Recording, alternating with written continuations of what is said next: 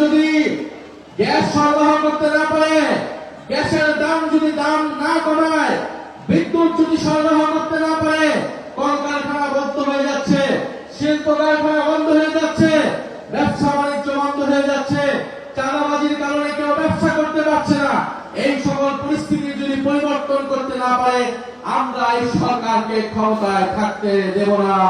তাদেরকে সুযোগ করে দিয়েছে, যারা ঋণ থেরাপি তাদেরকে সংসদে দিয়েছে, মন্ত্রণালয়ে দিয়েছে, যারা তাদের নির্বাচনে হেরে গিয়েছে তাদেরকে সিটি কর্পোরেশনের প্রশাসক বানিয়েছে। রাষ্ট্রের টাকা খরচ করে তারা নিজেদের নির্বাচনী পরিচালনা করছে। দেশের সকল প্রতিষ্ঠানকে তারা দলীয়করণ করছে। নির্বাচন কমিশন থেকে শুরু করে স্থানীয় সরকার সবকিছুতে দলীয় লোক বসিয়ে দুর্নীতি এবং লুটপাট শুরু করেছে। আপনারা দেখবেন সারা দেশে নিয়মিতকে মারধর করা হচ্ছে ফ্যামিলি কার্ডের জন্য। কারা মারধর করছে? ছাত্র দল, যুব দল এবং বিএনপির নেতা কর্মীরা। তার মানে ফ্যামিলি কার্ড, কৃষক কার্ড, যে কার্ডের রাজনীতি, সব কার্ড জনগণ পাচ্ছে না। কারা পাচ্ছে? তাদের সন্ত্রাসী বাহিনীরা, তাদের চাঁদাবাজ বাহিনীরা পাচ্ছে। এবং সেটার জন্য প্রশাসকদেরকে তারা চাপ দিচ্ছে, ইউনো ডিসিদেরকে তারা চাপ দিচ্ছে, তারা মারধর করছে। এই যখন দেশের পরিস্থিতি, জনগণ এই সরকারকে লাল কার্ড দেখিয়ে দিবে ইনশাআল্লাহ। আগামী স্থানীয় সরকারে দেখিয়ে দিবে, নির্বাচনে দেখিয়ে দিবে, এবং আগামীতে যে আন্দোলন আসছে সেই আন্দোলনও দেখিয়ে দিবে। আমরা একটা কথা স্পষ্ট ভাবে বলতে চাই, জাতীয় নাগরিক পার্টি এনসিপি দেশের পরিবর্তনের জন্য, সংস্কারের জন্য আমরা গণ-অভ্যুত্থানে অংশ নিয়েছিলাম এবং আমরা নির্বাচনে অংশ নিয়েছিলাম। আমরা আপনাদেরকে বলেছিলাম যে গণভোটে হ্যাঁ ভোট দিন, হ্যাঁ ভোট দিলে দেশের সংস্কার হবে, পুলিশের সংস্কার হবে, বিচার ব্যবস্থার সংস্কার হবে, স্থানীয় সরকারের সংস্কার হবে, মিডিয়ার সংস্কার হবে।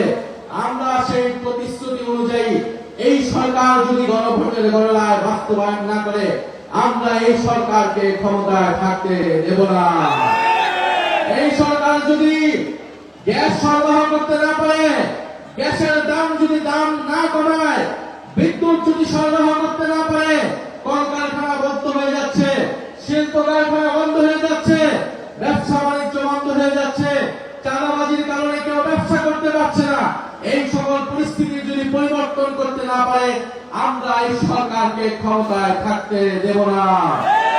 ওনাদেরকে ভোট দিয়ে ক্ষমতায় বসানো হয়েছে দুর্নীতি এবং লুটপাট করার জন্য নয়, জনগণের নিত্য প্রয়োজনীয় দ্রব্য যাতে সরবরাহ করতে পারো, তেল গ্যাস যাতে সরবরাহ করতে পারো, সেজন্য তোমাদেরকে ক্ষমতায় বসানো হয়েছে।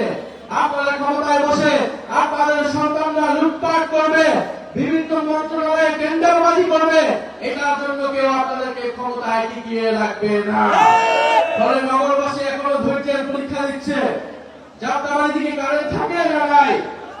যাত্রাবাড়িতে কারেন্ট থাকে না, যাত্রাবাড়িতে গ্যাস থাকে না। আমরা জানি এই যাত্রাবাড়ি গণ-অভ্যুত্থানের অন্যতম হটস্পট ছিল। আজকের মঞ্চে আমাদের শহীদ পরিবারের সদস্যরা বসে রয়েছেন, জুলাই যোদ্ধা যারা বন্ধুত্ব বরণ করেছেন, যারা চোখ হারিয়েছেন, তারা বসে রয়েছেন।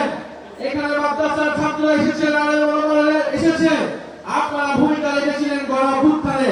আপনাদের ভূমিকার কারণে জুলাই অভ্যুত্থান সংগঠিত হয়েছিল, সফল হয়েছিল। সেই বিচার কিন্তু আমরা এখনো পাই নাই। অন্তর্বর্তী সরকারের সময় যে বিচার যতটুকু হয়েছিল ততটুকু রয়েছে এই সরকার। অন্তর্বর্তী সরকারের পরে কোনো কার্যক্রম করতে পারে নাই। প্রিয় বন্ধুগণ, এখানে শহীদ পরিবার আছে কিসের জন্য? বিচারের জন্য। আমরা সংস্কার চাই এবং আমরা বিচারও চাই।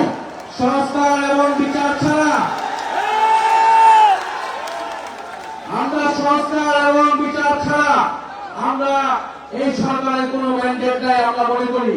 5ই আগস্ট আপনারা দেখেছেন যে দিল্লিতে একটা প্রেস ব্রিফিং হয়েছে। পুলিশ শেখ হাসিনা সরকার একটা প্রেস ব্রিফিং করে বাংলাদেশের সার্বভৌমত্বের বিরুদ্ধে দিল্লি অবস্থান নিয়েছে। কিন্তু আমরা দেখতে পেলাম তারেক রহমানের সরকার এর কোন জবাবদিহিতা নিশ্চিত করতে পারে নাই। এবং যদি জবাবদিহিতা নিশ্চিত করতে না পারে, তাহলে তারেক রহমানের ভারত সফর কোনোভাবেই এদেশের জনগণ মেনে নেবে না। দেশের সার্বভৌমত্বের উপর আঘাত এসেছে।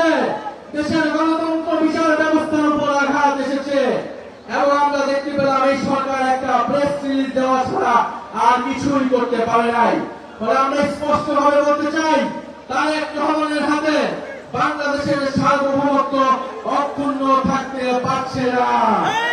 তারা যে জাতীয়তাবাদের কথা বলে, সেই জাতীয়তাবাদের কথা বলে তারা সীমান্ত হত্যা বন্ধ করতে পারে নাই।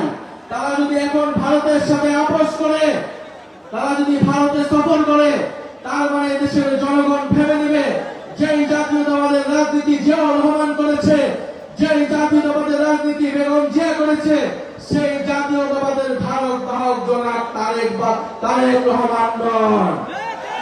বলে আমরা বলতে চাই, আজকের এই গণসমাবেশ থেকে যে জুলাই গণঅভ্যুত্থানে বিচার নিশ্চিত করতে হবে, খুনিদের বিচার নিশ্চিত করতে হবে, সংস্কার নিশ্চিত করতে হবে এবং অবিলম্বে বিদ্যুৎ দিতে হবে, বিদ্যুতের দাম কমাতে হবে, গ্যাসের দাম কমাতে হবে এবং চাল ডাল সহ নিত্য প্রয়োজনীয় দ্রব্যমূল্যের দাম কমাতে হবে। কিভাবে কমাবেন আমরা জানি না, কোনো অজুহাত দেওয়া চলবে না। আপনাদেরকে হয় ক্ষমা চাইতে হবে, নয় সেগুলোর দাম কমাতে হবে। কারণ নির্বাচনের আগে আপনারা প্রতিশ্রুতি দিয়েছেন, আপনারা তেলের দাম, বিদ্যুতের দাম আপনারা কমাবেন এবং বিদ্যুৎ সরবরাহ নিশ্চিত হবে। ফলে আমরা আজকের সমাবেশ থেকে আমরা বলতে চাই যে এখানে আমাদের ইসরাক ভাই আছেন, তার নেতৃত্বে ঢাকা মহানগর দক্ষিণ এনসিপি এগিয়ে যাচ্ছে আমাদের আসিফ মাহমুদ, যিনি